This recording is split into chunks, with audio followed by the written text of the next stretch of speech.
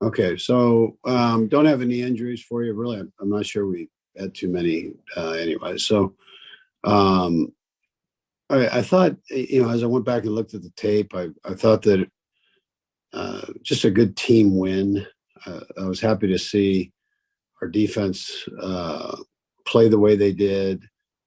Little different style by Tennessee with a young quarterback who I think is going to be tremendous as they go. He's growing right in front of them, I'm sure. So, but just keeping that whole run game under control, I thought was important. With the exception of a couple runs that 22 had, I just our guys kept them at bay there. So, and then offensively, I thought we did some good things in there. Our run game wasn't what we wanted it to be, but again, their front is pretty stout there, and particularly those two tackles. And but whatever we gave up on the run game, we picked up in the pass game. I thought our pass protection was good too. I thought overall it was decent protection for as many times we threw the ball. So and then special teams, I thought they that Dave had a nice plan, and I thought we worked through it well. Had good field position for the majority of the time when special teams was involved in that part of it, and so I know Bud had a couple things that were hiccups there, but he'll work through that and get it cleaned up. So, anyways, with that, time, Pierce. Let's go first to Adam Teicher. Go ahead, Adam. Hey, Andy, you've told us more than once that you tell your assistant coaches to appreciate it when Pat does something spectacular, because that kind of thing you don't see all the time. I was wondering whether last night's game was one of those games for you with Pat, with all that he did in the passing game, but also what he did when he was scrambling as well. And Brad, I'll have a second question also. Yeah, Adam, I mean the fact that we had like 90 plays, and at the end of the 90 plays, he's running around like it was play 3, I mean, and still being able to throw the football and control the huddle and do all the things you're supposed to do. And then he's not known, he didn't come out being known as a running quarterback that's fast and all that, but he's fast enough. And he just he kind of knows when to do it. So it was, I saw all the coaches go up to him afterwards. You talk about that, Adam. I saw all the coaches go up to him after the long run and that series there with the 2-point play and all, and congratulate him and say, man, that was an unbelievable display right there. And so I think that's, yes, that was one of those moments, and he's an amazing guy that way. Yeah. Okay. And you talked a little bit after the game last night in general about some of the 4th down decisions you made, but I specifically wanted to ask you about the one in overtime. It was 4th and 1 at their, 12 or 13, and you ended up converting on a little pass to JuJu. How much of that was you wanted to score a touchdown there and not give Tennessee the chance with the ball? How much of that was that Butker is struggling a little bit, and how much did that enter into your decision? Yeah, none of it was off of my feeling about Butker. It was all off of I wanted a touchdown and to end it, and so I mean, get it to that point, get a touchdown in there, and let's go. And so. And I think all the analytics people probably tell you the same thing. Go score, go score a touchdown if you possibly can. And I thought we had some good stuff still left on 4th down that we could use. And then, again, it worked there. But the field goal was good. It was good to get that too. I mean, there was a happy medium there too, because our defense had been playing well. So, but it was a shorter field goal, which, we gave it a shot. So we gave it a shot to score. Let's go next to Herbie Teope. Go ahead, Herbie. Hey, Coach, good afternoon. Brad, I also have two questions.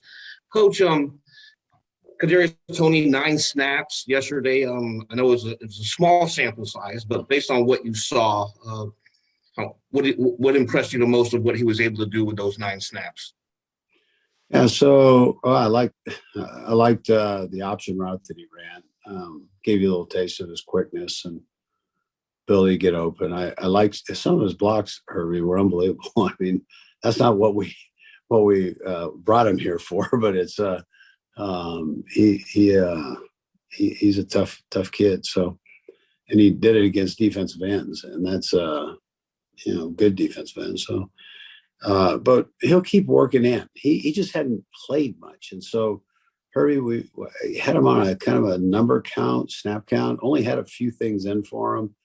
I just, we'll keep working him in. I thought last week getting those practices in, where he had to practice the full practice and practice fast and get to know Pat and what we do there, get to know the terminology, I thought was important for him. And then you can start building on some things, And then Coach, lastly here for me, Doug Peterson, obviously the head coach down in Jacksonville, is one of your former guys. As you look at what he's been able to do in Jacksonville, what's impressed you the most from afar? Well, yeah, I mean, they look organized and they have good energy. There's a certain, when you watch enough tape, there's a certain trust that you can see through the players to the coaches indirectly.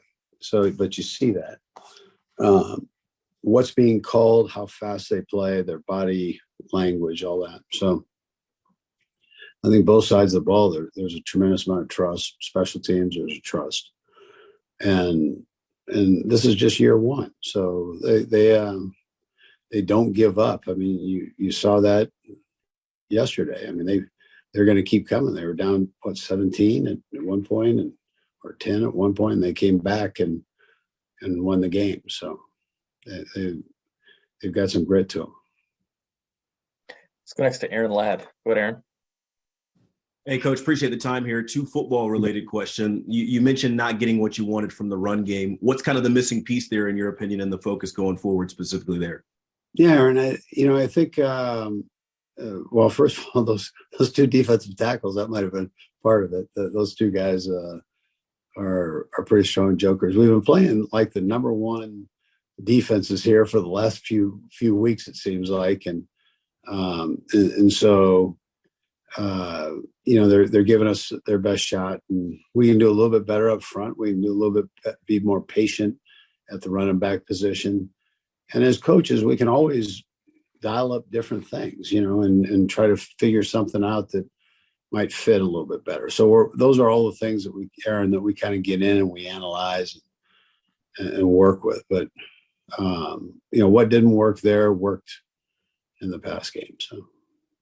And I kind of called it a legacy play for Noah Gray, that catch in overtime there. Pat mentioned in post game that he'd like to get him the ball a little bit more. What have you seen from him behind the scenes, just from being drafted and then putting himself in that position to make a play? Yeah, I'll tell you, probably the thing that surprised me the most. I mean, this kid started off as a quarterback, then he got moved to tight end. I mean, a true quarterback at Duke, then moved to tight end, and then it comes here, and we're thinking, oh, we're getting this great pass route runner, and all of a sudden he developed himself into being a run blocker too.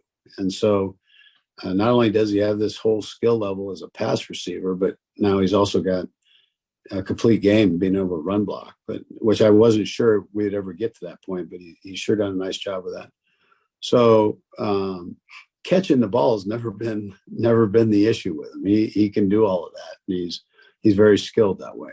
And I think it's been great for him to see Kelsey and kind of the ability Kelsey has to play in space. That's helped him too. Looks like we've got 3 more. We'll go right down the line, starting with Sarin. Go ahead, Sarin. Brad, I'll have a follow-up if I could. Coach, the aggressive nature, I'll call it, of the defensive backs with the receivers. You got to play, right? And what do you tell your guys when it looks like it's going to be one of those nights that they're going to really let them be physical against your receivers? Anything extra you tell them to kind of give them some tips and get them free? Yeah, so we try to use some of our motions and stacks and bunches, and you do that. And we knew that going in. We knew they were going to work to grab and do that. So, but I thought our guys worked off of that pretty good. It was big on third down. Then they went to really a whole series of it before the half, and kind of blended it in the second half going man.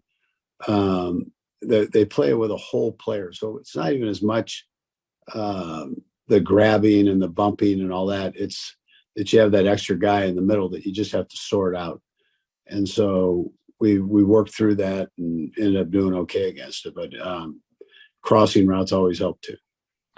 And then in the world of legalized gambling on sports and everything, immediately during the game now, there's all these stats on this ref and crew does this, and they call this many penalties, and they call on the home team, or all those numbers. I'm wondering how much of maybe your analytics people give you a breakdown of what to expect on the referees, that these guys let them play, these guys are critical on DBs. I mean, do you have a scouting report on what your ref and crew is going to be? Yeah, absolutely. We've done that for years. So we've got a booklet on each guy, and we talk to the team about what their strengths are in calls. That was a pretty good crew, though. I mean, that crew has traditionally been good, and I think Cleat does a nice job with that. So of managing and normally letting the guys play. They're a little high this year in calls, but in the past they've been very, very good. They have a couple new guys on their staff there, that crew. Go next to Pete Sweeney. Go, Pete. Hey, Coach, we've seen Travis and Patrick and how they're kind of in unison for years now. And I know you guys brought in a bunch of receivers this offseason. So these past couple games for three games for JuJu, it feels like he's really, I think, clicked. And I was wondering if you had any rhyme or reason why it feels like he's been so good with Pat, especially during this last 3-game stretch. Yeah, so Pete, I think the guy opposite Kels is an important part of this offense. So when Sammy was here, that was important. You saw Pringle kind of work into that. And it's hard to explain exactly why without giving all the things away, but just having that balance there is important. And JuJu fits into that well. He's got a great feel for space, and he's fast enough where he can still do your down the field stuff. His change of direction is good. All those things, so you get a similar element opposite Kels. And again, that balance is important for us. Go last to Todd Lebo. Go, Todd. Hey, Coach, it was a very physical game last night and long game, a lot of plays, as you mentioned. How much do you have to warn against, like, the next week afterwards? Maybe you do anything different this week with the guys to make sure they're fresh for Sunday because of the physical nature of that one, and a little bit of a shortened week with a noon start after a night game? Sure. That's a good question. We're in our midpoint schedule, so that kicks it back naturally. And without knowing you're going to have 101 plays, right? So on tape here, 101 plays. They didn't count all of them, but that's offensively. And on the other side of the defense got away with 47. So they didn't have about half as many, but we're right into our midpoint schedule. So it just comes at a good time. Coach, we appreciate the time. Thanks for joining us. Good, thanks.